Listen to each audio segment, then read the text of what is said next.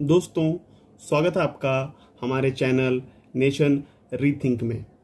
जैसा कि हम सभी जानते हैं, जब से कोरोना पेंडेमिक पूरी तरह दुनिया में फैल गया है, यूएस, यूके और ऑस्ट्रेलिया ने चाइना से इस वायरस के ओरिजिन को समझने के लिए कई बार इंडिपेंडेंट इन्वेस्टिगेशन की डिमांड की है और चाइना इसे हमेशा नकारता रहा है।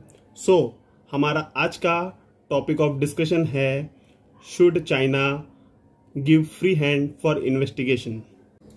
दोस्तों, हम पहले समझते हैं कि इस ब्लेम गेम की शुरुआत हुई कहां से थी।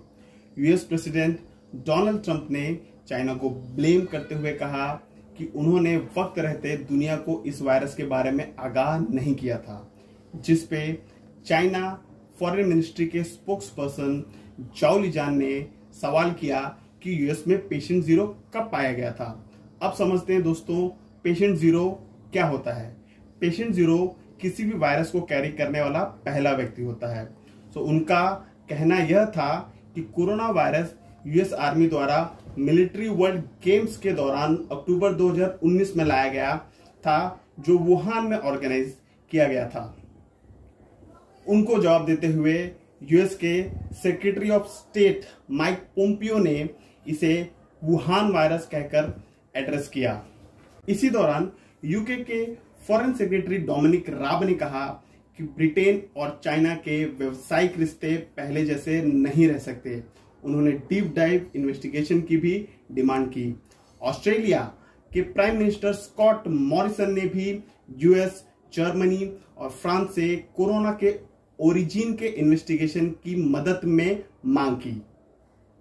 यूएस पर पलटवार करते हुए एक प्रेस कॉन्फ्रेंस में चाइना फॉरेन मिनिस्ट्री के स्पोक्स पर्सन गेंग शुआंग ने कहा कि एचआईवी की शुरुआत यूएस में 1980s में हुई थी और उन्होंने यह भी कहा कि H1N1 की शुरुआत भी यूएस में 2009 में हुई थी, जो 214 कंट्रीज़ में स्प्रेड हुआ और इसमें लगभग 2 लाख लोगों की मौत हुई। क्या लोगों ने यूएस को इसके लिए ब्लेम किया? उन्होंने यह भी कहा कि यूएस को यह समझना चाहिए कि उनका असली दुश्मन वायरस है, चाइना नहीं। दोस्तों, अब फैक्ट चेक करते हैं। फैक्ट नंबर 1, एचआईवी का पहला वेरीफाइड केस 1959 में रिपब्लिक ऑफ कॉन्गो में पाया गया था, यूएस में नहीं। इसलिए यह कहना कि एचआईवी का ओरिजिन यूएस में हुआ था गलत होगा। और फैक्ट नंबर 2, H1N1 के बारे में यूएस ने WHO को बहुत पहले ही इंटीमेट कर दिया था, जब इस बीमारी से कोई भी मौत नहीं हुई थी, जबकि चाइना ने 2 महीने बाद कोरोना के बारे में रिपोर्ट किया। क्योंकि ऑस्ट्रेलिया यूएस और यूके जितना इकोनॉमिकली स्ट्रॉन्ग नहीं है और चाइना पे डिपेंडेंट है, चाइना ने बड़े कड़े शब्दों में धमकी देते हुए ऑस्ट्रेलिया को जवाब दिया। Editor of state run Global Times Hu Jing ने यह कहा कि इस पेंडेमिक के ख़त्म होने के बाद हमें ऑस्ट्रेलिया के साथ बिजनेस करने या स्टडीज़ के लिए अपने बच्चों को वहाँ भेजने के बारे में सोचना पड़ेगा। उन्होंने ऑस्ट्रेलिया की निंदा करते हुए कहा कि हमेशा ऑस्ट्रेलिया हमारे लिए परेशानी रहा है। और चाइना के एम्बेसडर जिंग चैन ने कहा कि यदि ऑस्ट्रेलिया लगातार इंक्वायरी की डिमांड करता रहा तो चाइना ऑस्ट्रेलिया के गुड्स और सर्विसेज को बैन कर देगा। उनका यह कहना था कि चाइना जो बीफ, वाइन, कोल या आयरन ओर जैसे वस्तु ऑस्ट्रेलिया से इंपोर्ट करता है, उनके देशवासी ऑस्ट्रेलिया के इस व्यवहार के चलते हुए सभी चीज़ों का उपयोग करना या तो बंद कर देंगे या उसे बैन कर देंगे। दोस्तों, अब समझते हैं कि ऑस्ट्रेलिया की डिपेंडेंसी चाइना पे कितनी है। ऑस्ट्रेलिया चाइना को आयरन ओर और कोल एक्सपोर्ट करता है, जिसका टोटल कंट्रीब्यूशन लगभग $120 बिलियन है और वह टोटल एक्सपोर्ट का 30% है। जहाँ तक की बात है एजुकेशनल सर्विसेज की, उसका कंट्रीब्यूशन है $32.4 बिलियन, जो टोटल एक्सपोर्ट के लगभग 8% है। अगर हम सिर्फ एक्सपोर्ट का डेटा देखें तो चाइना का कंट्रीब्यूशन लगभग $123.3 बिलियन है, जो टोटल एक्सपोर्ट के 30.6% है, जो जापान, साउथ कोरिया और यूएस के टोटल कंट्रीब्यूशन से भी ज़्यादा है। सो दोस्तों, यह कहना गलत नहीं होगा कि चाइना का बहुत बड़ा कंट्रीब्यूशन है ऑस्ट्रेलिया के इकोनॉमी में, और अगर चाइना ऑस्ट्रेलिया के प्रोडक्ट्स को बैन कर देता है तो इससे ऑस्ट्रेलिया को बहुत बड़ा लॉस होगा। बट इसके बावजूद ऑस्ट्रेलिया के ट्रेड मिनिस्टर साइमन बर्मिंघम ने एक ब्रेव रिप्लाई देते हुए कहा कि ऑस्ट्रेलिया चाइना के इकोनॉमी थ्रेट्स के बावजूद अपने स्टैंड्स को नहीं बदलेगा।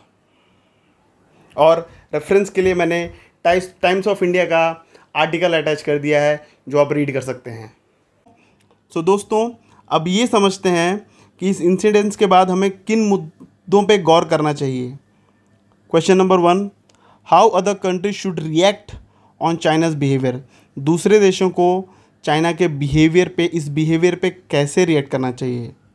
Question number 2, what should be India stand on this investigation.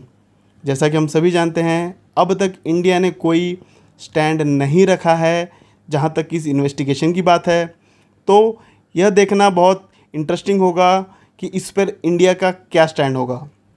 Question number 3, why China is not giving free hand on investigation. जैसा कि मैंने आपसे पहले कहा, चाइना कंटिन्यूसली डिनायल स्टेज में है और वह नहीं चाहता कि कोई भी इन्वेस्टिगेशन कोरोना वायरस के ओरिजिन से लेके वुहान में कंडक्ट किया जाए। Question number 4, is China confident on dependency of other countries on it. हाँ दोस्तों, अगर चाइना खुले तौर से ऑस्ट्रेलिया के प्रोडक्ट्स को बैन करने की बात कर सकता है और वह कॉन्फिडेंट है कि वहाँ के लोग इतने पैट्रियोटिक हैं कि ऑस्ट्रेलिया के प्रोडक्ट्स को बैन करने के बाद उनकी कोई डिमांड मार्केट में नहीं होगी, तो क्या चाइना को इस बात का डर नहीं कि बाकी देश के लोग भी चाइना के प्रोडक्ट्स को बैन कर सकते हैं। या तो चाइना कॉन्फिडेंट है कि दूसरे देश चाइनीज़ प्रोडक्ट को बैन कर नहीं सकते क्योंकि उनकी डिपेंडेंसी चाइनीज़ प्रोडक्ट पे काफ़ी ज़्यादा है।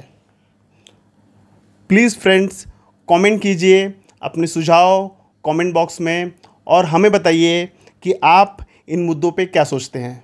Thank you so much. Guys, I hope you liked my video. If you liked my video, please hit the like button. You can also subscribe to our channel Nation Rethink. Please press the bell icon so that you get the notification when I upload the next video. You can follow us on Facebook, Twitter and Instagram.